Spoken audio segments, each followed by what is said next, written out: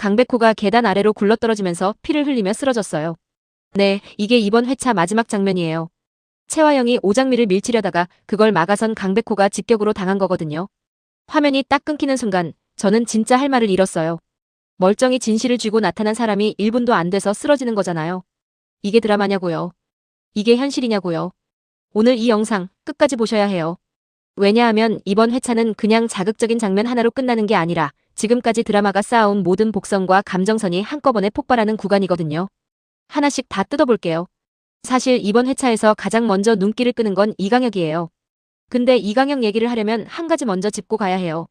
이번 회차 초반에 채화영이 이강혁한테 전화를 했는데 전화를 받은 게 이강혁 본인이 아니라 한영자였거든요. 채화영 입장에서는 당연히 뭔가 이상하다고 느꼈겠죠. 그래서 한영자랑 뭘 하길래 전화도 그 여자가 받아? 라는 뉘앙스로 따져 물어요. 그런데 이강혁의 반응이 정말 의미심장해요. 변명도 해명도 아니고 딱 한마디. 제 사생활입니다. 이 짧은 대답 안에 엄청나게 많은 게 담겨 있어요. 30년을 채화영의 그늘 아래서 살아온 남자가 처음으로 내 영역이 있다고 선을 그은 순간이거든요. 이강혁이 이미 채화영에게서 마음이 떠났다는 신호예요. 이강혁이라는 인물, 처음엔 그냥 채화영 곁을 맴도는 충성스러운 조력자처럼 보였잖아요. 그런데 이번 회차에서 완전히 다른 얼굴이 드러나요. 채화영한테 철저히 이용당하고 모욕까지 당한 이강혁은 결국 30년 동안 꾹꾹 눌러온 배신감이 폭발하면서 핵폭탄 하나를 들고 강남봉 집에 들이닥쳐요. 그가 테이블 위에 던진 건 다름 아닌 유전자 검사 결과지예요. 그리고 그 자리에 강남봉, 한영자, 강백호까지 다 모여있는 상황에서 내뱉은 말의 뉘앙스가 대략 이런 거예요. 채화영, 내 연극 이제 끝이야. 내가 그렇게 아끼는 강준호? 그 애는 내 핏줄이야. 잠깐요. 저 처음 이 장면 읽었을 때 진짜 3번을 다시 봤어요. 강준호가 이강혁의 아들이라고요? 강남봉은 뒷목을 잡으면서 이 실장. 너 정말 이혁이야? 라는 뉘앙스로 기가 막혀서 말을 잇지 못해요. 이혁이라는 표현이 포인트인데요. 그냥 황당하다는 게 아니라 30년을 옆에서 지켜본 사람이 이런 짓을 했다는 배신감이 담긴 말이에요. 강남봉 입장에서는 이강혁이라는 사람 자체를 다시 봐야 하는 순간이거든요. 강준호 본인은 그야말로 얼어붙었어요. 그리고 이강혁은 강준호를 향해 가련하다는 듯한 눈빛으로 이렇게 말해요. 미안하다고 하지만 채화영은 너를 아들이 아니라 욕망을 채울 도구로만 보고 있다고. 이 장면이 단순히 충격적인 이유만으로 중요한 게 아니에요. 이강혁이 이 폭탄을 이 타이밍에 터뜨린 이유를 생각해봐야 해요. 이강혁은 채화영이 강준호와 함께 회사를 집어삼키려 한다는 걸 알게 된 순간 결심한 거거든요. 자기가 30년을 희생하면서 지켜온 사람이 자기를 결국 소모품으로 취급했다는 것. 그 분노가 결국 이제 같이 죽는 일만 남았다는 말로 표출된 거예요. 이건 복수라기보다 자폭에 가까운 감정이었어요. 채화영은 당연히 새하얗게 질리면서 이강혁의 뺨을 때려요. 그리고 준호는 강 교수 아들이라고 소리쳐요. 근데 이 타이밍에 문을 열고 들어오던 강백호와 오장미가 이 모든 대화를 다 들어버린 거예요. 작가가 이 구도를 얼마나 치밀하게 설계했는지 보이시나요? 이강혁이 저 자리에서 혼자 폭로를 했다면 채화영이 어떻게든 덮을 수 있었을 거예요. 근데 강백호라는 인물이 그 자리에 들어온 순간 이건 이제 덮을 수가 없는 거예요. 여러분은 어떻게 생각하세요? 이강혁이 이 폭로를 했을 때 진짜 목적이 채화영을 무너뜨리려던 건지 아니면 강준호에게 진실을 알려주고 싶었던 건지 댓글로 꼭 의견 남겨주세요. 저는 사실 둘 다인 것 같거든요. 이강혁의 폭로가 강남봉 집에서 폭탄이었다면 마 회장의 서재에서는 또 다른 폭탄이 터져요. 근데 그 전에 짚고 넘어가야 할 장면이 하나 있어요. 이번 회차에서 누군가가 채화영을 두고 채화영 악마 이번엔 꼭 잡아넣을 거예요 라는 뉘앙스로 강하게 선언하는 장면이 나와요. 그리고 그 직후에 카메라가 도망치듯 움직이는 한 인물을 포착하는데 이게 굉장히 의미심장해요. 이상하네요. 누군데 저렇게 도망치듯? 이라는 반응이 나올 만큼 수상한 행동이거든요.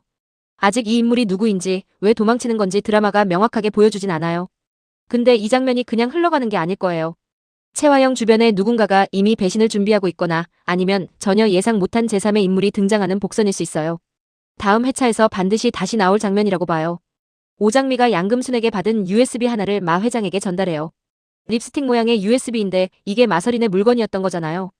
그 안에 담긴 내용은 채화영이 마 회장의 딸 정숙희의 존재를 조직적으로 은폐했고 심지어 정숙희를 납치하고 감금하려 했던 정황까지 담긴 녹음과 문서들이었어요. 마 회장이 이 내용을 확인하는 장면이 정말 소름 돋거든요. 책상을 치면서 채화영이 내 눈을 속이고 내 딸을 괴물로 만들었다는 뉘앙스로 폭발하는데 이건 단순한 분노가 아니에요. 아버지로서의 죄책감, 그리고 자기가 얼마나 오랫동안 속아왔는지에 대한 공포가 섞인 감정이에요. 여기서 오장미의 역할이 굉장히 중요해요.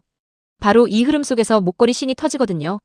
마서린이 보고 목걸이 하나를 발견하면서 이거 할아버지가 잃어버린 딸한테 줬다던 그 목걸이잖아라는 뉘앙스로 말해요.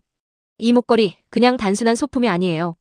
마 회장이 오래전 잃어버린 딸에게 직접 건넨 것이라는 게 이번 회차에서 확인되거든요. 그리고 이 목걸이를 통해 엄마가 할아버지 딸이야라는 말이 나와요. 여러분, 이 대사 들었을 때 소름 돋지 않으셨어요?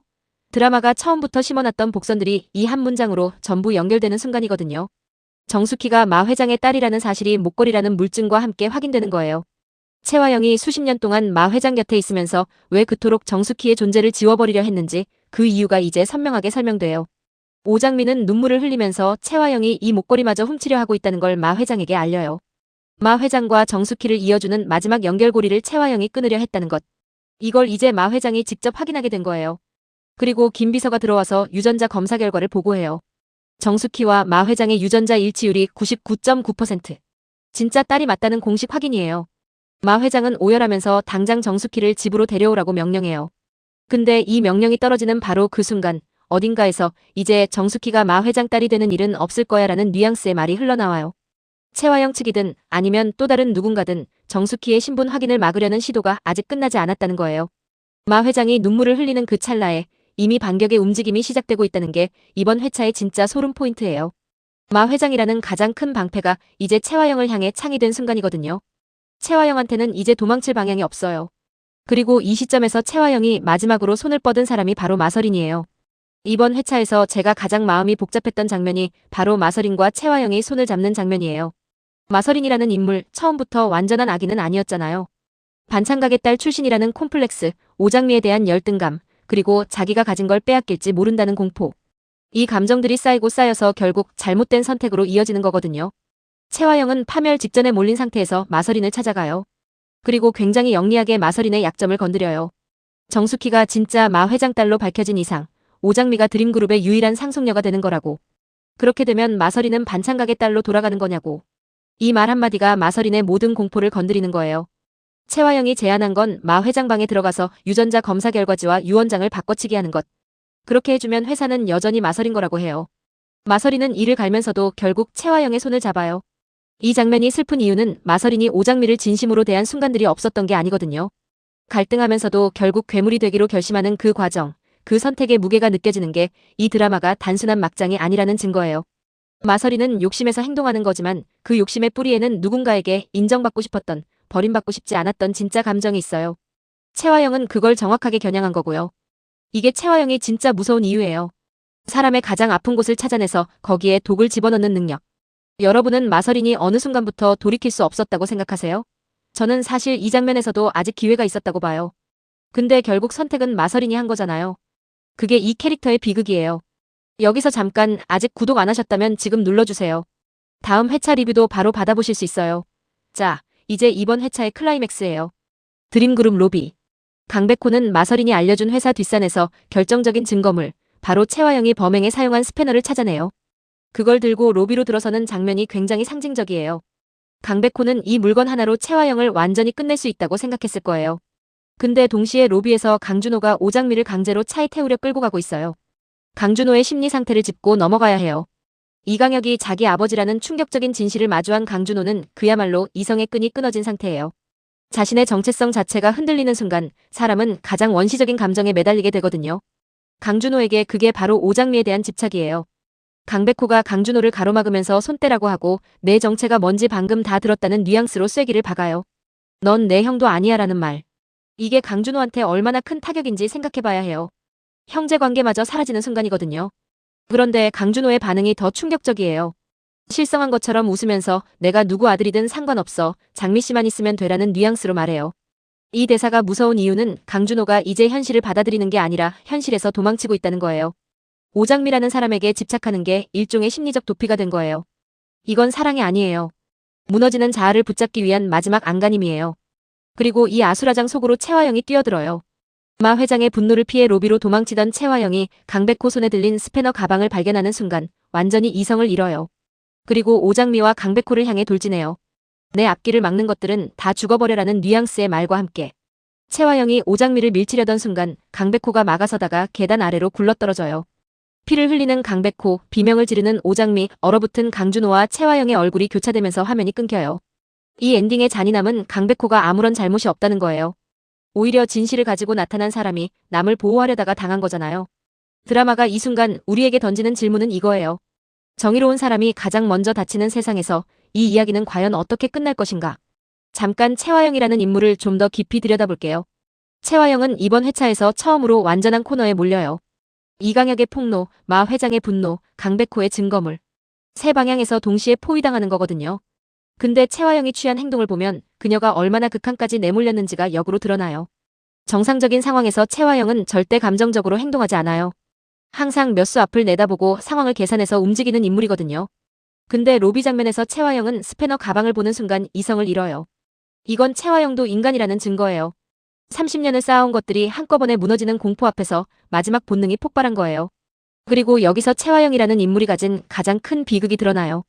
채화영은 자기 목표를 위해서라면 수단을 가리지 않는 인물이지만 그 목표가 처음엔 어디서 시작했는지를 생각해봐야 해요. 강준호를 도구로 키웠다는 건 역설적으로 강준호에게 집착했다는 의미이기도 하거든요. 이강혁의 아들을 낳아서 이강혁을 향한 배신감을 강준호에게 투영한 건지 아니면 진짜로 자기 방식대로의 모성이 있었는지. 드라마는 그 경계를 아직 명확히 보여주지 않고 있어요. 이 부분이 채화영 캐릭터를 단순한 악역으로 볼 수 없게 만드는 요소예요. 완전히 공감할 수는 없지만 완전히 이해 못하지도 않는 그 경계선. 좋은 드라마의 악역은 항상 그 경계에 서 있어요. 이번 회차에서 오장미와 강백호의 관계도 다시 한번 정리해야 해요. 오장미는 이번 회차에서 굉장히 능동적으로 움직여요. 양금순에게 받은 USB를 마 회장에게 전달한 것, 정숙희의 목걸이 문제를 알린 것, 모두 오장미가 적극적으로 상황을 움직인 거예요. 초반에 오장미, 그냥 상황에 끌려다니던 인물과는 많이 달라졌잖아요. 근데 그 성장이 빛나는 만큼 로비 마지막 장면에서 오장미가 받은 충격은 더 커요. 자기를 위해 강백호가 쓰러지는 걸 눈앞에서 봐야 하는 거니까요. 강백호는 이 드라마에서 가장 일관된 인물이에요. 처음부터 지금까지 자기 믿음대로 움직이고 옳은 것에 몸을 던지는 캐릭터. 그게 이번 회차에서도 변함이 없어요. 스패너라는 결정적 증거를 들고 나타나서 오장미를 지키기 위해 몸을 던진 거잖아요. 이 두 사람의 감정선이 이 드라마의 진짜 축이에요. 미워하는 관계에서 시작해서 서로를 이해하고 그리고 이제 강백호가 오장미를 위해 몸을 던지는 지점까지 왔어요. 강백호의 부상이 단순한 위기가 아니라 두 사람 사이의 감정을 폭발시키는 도화선이 될 것 같아요. 강백호가 다음 회차에서 어떤 상태로 나올지 그리고 오장미가 그 상황에서 어떻게 반응하는지. 이게 다음 회차의 감정적 중심이 될 거예요. 이번 회차에서 비중은 작지만 굉장히 중요한 장면이 하나 더 있어요. 마 회장이 정숙희가 진짜 딸이라는 걸 공식 확인하는 장면. 마 회장이 오열하는 장면, 짧지만 엄청난 감정을 담고 있어요. 이분이 얼마나 오랫동안 딸을 잃은 채로 살아왔는지, 그리고 그 딸이 채화영에 의해 얼마나 왜곡된 인생을 살아야 했는지를 생각하면 마 회장의 울음이 단순한 기쁨이 아니에요. 분노와 죄책감이 뒤섞인 복잡한 감정이거든요. 왜 이제야 알았느냐는 자책, 왜 내 딸이 저렇게 살아야 했느냐는 분노, 그리고 이제라도 찾았다는 안도. 이 세 가지가 동시에 폭발하는 장면이에요. 정숙혜 캐릭터는 사실 이 드라마에서 가장 가슴 아픈 인물이에요.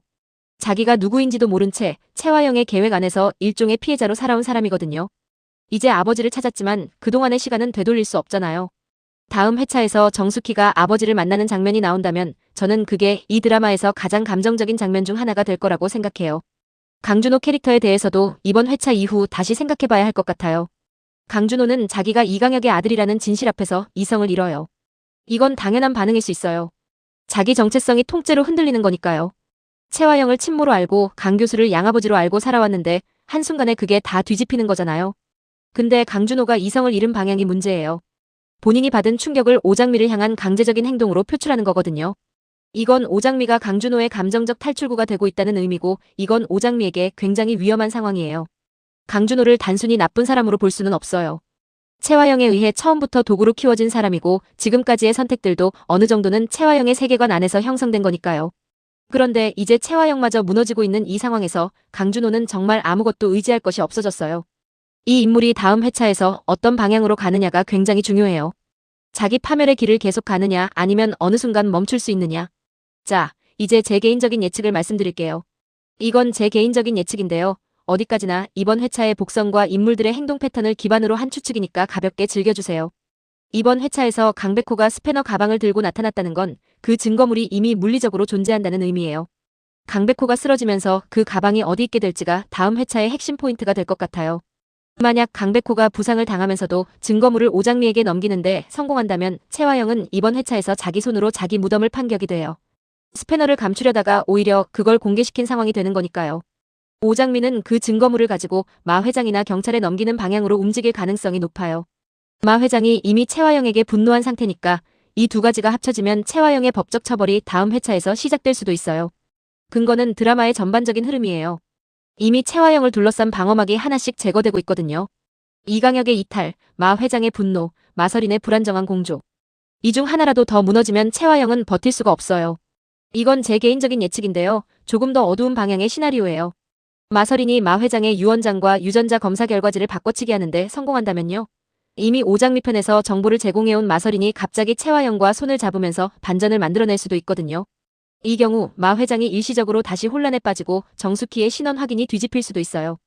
그 혼란 속에서 채화영이 다시 한번 시간을 버는 거예요. 근거는 마서린의 행동 패턴이에요. 마서린은 이 드라마에서 항상 마지막 순간에 예상 밖의 선택을 해왔어요.